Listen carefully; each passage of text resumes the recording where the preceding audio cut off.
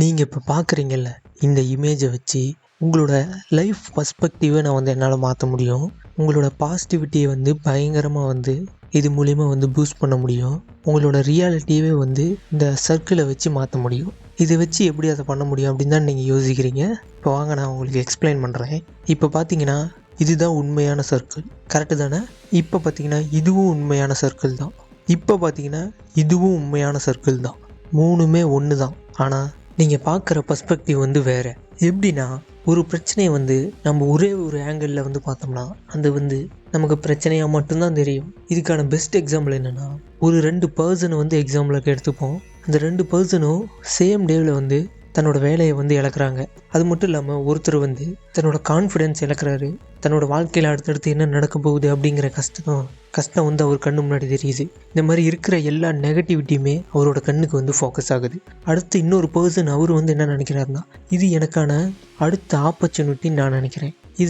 இதோட பெட்டரான ஜாபுக்கு என்ன கூட்டிகிட்டு போகிறதுக்கான ஆப்பர்ச்சுனிட்டியாக இருக்கும் அப்படின்னு அவர் நினைக்கிறாரு. இதில் 2 பேர்த்தில் யார் நினைக்கிறது கரெக்டுன்னு நீங்கள் நினைக்கிறீங்க? இதுக்கு பேர் தான் பர்ஸ்பெக்டிவ். இப்போ நான் சொல்கிறது என்னென்னா, அதாவது அந்த வேலை விடுறது நெகட்டிவ் இல்லை, நெகட்டிவ் தான். ஆனால் நம்ம அதை எப்படி பார்க்குறோம் அப்படிங்கிறது தான் நெகட்டிவ். ஒருத்தருக்கு அது பாசிட்டிவ், ஒருத்தருக்கு அது நெகட்டிவ்.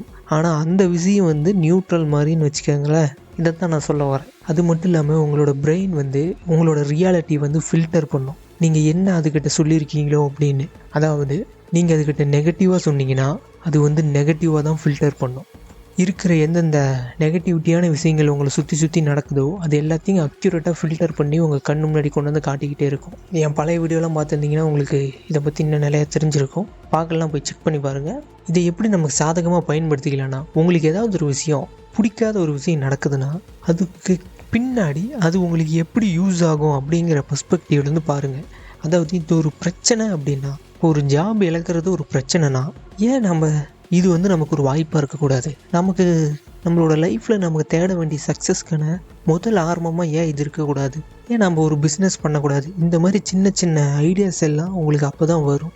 நீங்கள் அதை அந்த பர்ஸ்பெக்டிவில் அது ஒரு ப்ராப்ளமாகவே பார்க்குற வரைக்கும், அந்த ஒரு பிரச்சனையை நீங்கள் அதே நேர் வியூவில் பார்க்குற வரைக்கும் அது ப்ராப்ளமாக தான் தெரியும். நீங்கள் சைட் வியூவிலையும் வேறு ஆங்கிள்லேருந்து பார்க்கும் போது அதில் இருக்கிற பாசிட்டிவிட்டி உங்களுக்கு தெரியும். நீங்கள் எவ்வளோ நேரம் அந்த ப்ராப்ளத்திலே ஃபோக்கஸ் பண்ணிகிட்டு இருக்கீங்களோ உங்களுக்கு ப்ராப்ளம் மட்டும்தான் கண்ணுக்கு தெரியும். மற்றபடி சுற்றி இருக்கிற வேறு எதுவும் தெரியாது. அதனால் உங்களுக்கு என்ன வேணுமோ அதை மட்டும் ஃபோக்கஸ் பண்ணுங்கள். ஆனால் இது கஷ்டம்தான். ஸ்டார்டிங்கில் ரொம்ப ரொம்ப கஷ்டமான ஒரு விஷயம்.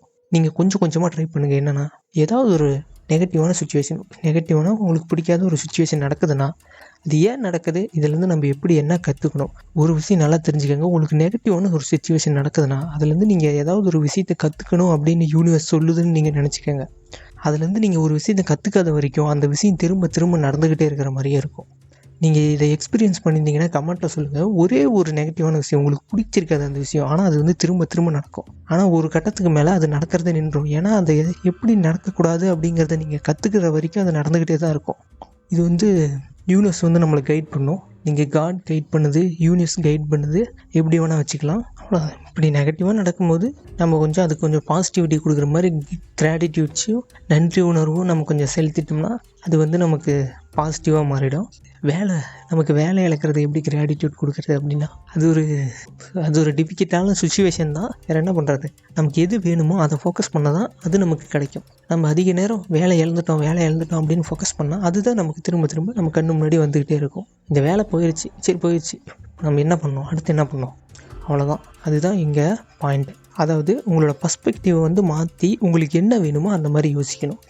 கஷ்டம்தான், ஸ்டார்டிங்கில் எல்லாமே கஷ்டம்தாங்க. இது யோசிக்கிறது மைண்டுக்குள்ளே வந்துருச்சுனாவே அது கஷ்டமாக தான் இருக்கும் ஸ்டார்டிங்கில். நீங்கள் அதனால தான் என் வீடியோ பார்த்துட்டிங்கன்னா தெரியும், சின்ன சின்னதாக ஆரம்பிங்கன்னு நான் சொல்லுவேன். அடிக்கடி நான் அதை தான் நான் சொல்லுவேன். சின்ன சின்னதாக ஆரம்பிச்சிங்கன்னா ஒரு நாளைக்கு 1%, அடுத்த நாள் 2%, 100வது நாள் 100%, அப்படியே கொஞ்சம் கொஞ்சமாக போகலாம். இல்லை ஒரு 2 நாளைக்கு 1%, இல்லை ஒரு வாரத்துக்கு 1%, கொஞ்சம் கொஞ்சமாக நீங்கள் ஆரம்பிச்சிங்கன்னா தான் அதை செய்ய முடியும். இல்லைனா செய்ய முடியாது. அது மட்டும் இல்லாமல் உங்களுக்கு இந்த நடக்கிற ஸ்டோரி எல்லாத்தையுமே உங்களுக்கு ஏற்ற மாதிரி எப்படி நடக்கும் அப்படின்னு ரீஃப்ரேம் கூட பண்ணிக்கலாம். நீங்கள் மென்டல் ரிஹர்சல் அப்படிங்கிற ஒரு வீடியோவில் நான் இதை பற்றி டீட்டெயிலாக சொல்லியிருப்பேன். அது ரீஃப்ரேம் பண்ணுறது தான் மென்டல் ரிஹர்சல் நான் சொல்கிறேன். அப்புறம் கிராட்டிடியூடும் இதில் இருக்குது. கிராட்டிடியூடை பற்றி நான் அடுத்த வீடியோவில் நான் சொல்கிறேன். இந்த வீடியோவிலேருந்து ஒரு 5 பாயிண்ட்டை நீங்கள் நோட் பண்ணிக்கணும்னு நான் நினைக்கிறேன்.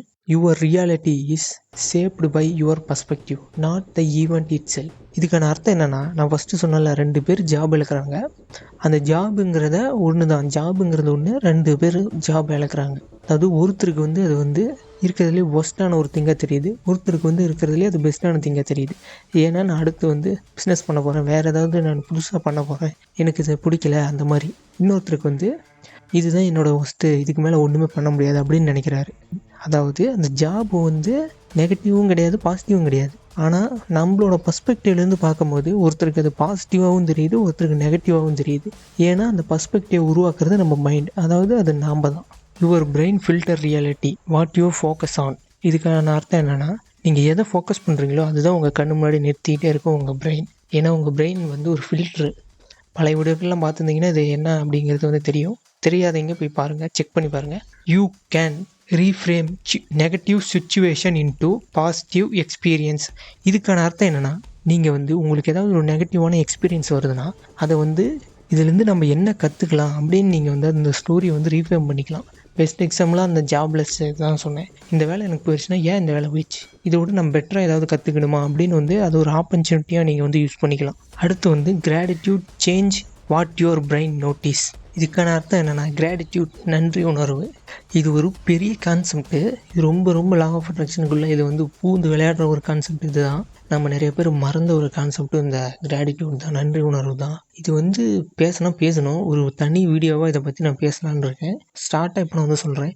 கிராட்டிடியூட் அப்படிங்கிறது நம்மளோட ஹையஸ்ட் வைப்ரேஷனில் இயங்கக்கூடிய ஒரு ஃபீலிங். நம்மக்கிட்ட இருக்கிறதுக்கு எல்லாம் நன்றி உணர்வு சொன்னோம்னா நமக்கு இன்னும் நன்றி உணர்வு கிடச்சிக்கிட்டே இருக்கும். எக்ஸாம்பிளுக்கு உங்கள்கிட்ட இருக்கிறத நினச்சி நீங்கள் நன்றி உணர்வோடு ஃபீல் பண்ணிங்கன்னா, அதாவது கிரேட்ஃபுல்லாக ஃபீல் பண்ணிங்கன்னா, இப்போ நீங்கள் வந்து அதிகமாக ஃபோக்கஸ் பண்ணுறது வந்து கிரேட்ஃபுல்னஸ். அதாவது உங்கள் மைண்டுக்குள்ளே வந்து நீங்கள் லாங் டைமாக இந்த கிரேட்ஃபுல்னஸ்க்கு வந்து ஃபோக்கஸ் பண்ண உங்கள் மைண்டில் வந்து இந்த கிரேட்ஃபுல்னஸ் அப்படிங்கிற ஃபில்டர் வந்து உருவாக ஆரம்பிக்கும். அந்த ஃபில்டர் வந்து உங்களை சுற்றி இருக்கிற எல்லா நீங்கள் கிரேட்ஃபுல்லாக ஃபீல் பண்ண வைக்கிற எல்லா விஷயத்தையும் உங்கள் கண்ணு முன்னாடி கொண்டாந்து நிறுத்திக்கிட்டே இருக்கும். அதுதான் இதுக்கான அர்த்தம். நான் அடுத்த வீடியோவில் இதை டீட்டெயிலாக சொல்கிறேன். Change your perspective create a rifle effect in your life. இதுக்கான அர்த்தம் என்னென்னா, நீங்கள் ஒரு சின்ன விஷயத்தையும் உங்களோட லைஃப்பில் வந்து பாசிட்டிவ் பர்ஸ்பெக்டிவில் பார்க்கும்போது கொஞ்சம் கொஞ்சமாக அது வந்து பாசிட்டிவாக மாற ஆரம்பிக்கும். மாறி உங்களுக்கு ஏற்ற மாதிரி ஃபோக்கஸ் ஆரம்பிக்கும். இதை டீட்டெயிலாக பற்றி தெரிஞ்சுக்கணும்னா என்னோடய பழைய வீடியோஸ்லாம் பாருங்கள். ஒன்றுக்கும் சம்மந்தப்பட்ட மாதிரி தான் இருக்கும். அப்புறம் உங்களுக்கு ஏதாவது டவுட் இருந்தால் கமெண்ட்டில் சொல்லுங்கள். அப்புறம் நிறைய பேர் வந்து சப்ஸ்கிரைப் பண்ண மாட்டேங்கிறீங்க, அப்படியே கொஞ்சம் பார்த்து சப்ஸ்கிரைப் பண்ணி விட்ருங்க. அப்போ தான் நமக்கு இன்னும் கொஞ்சம் மோட்டிவேஷன் அதிகமாகும், வீடியோஸ் இன்னும் நிறையா வரும்.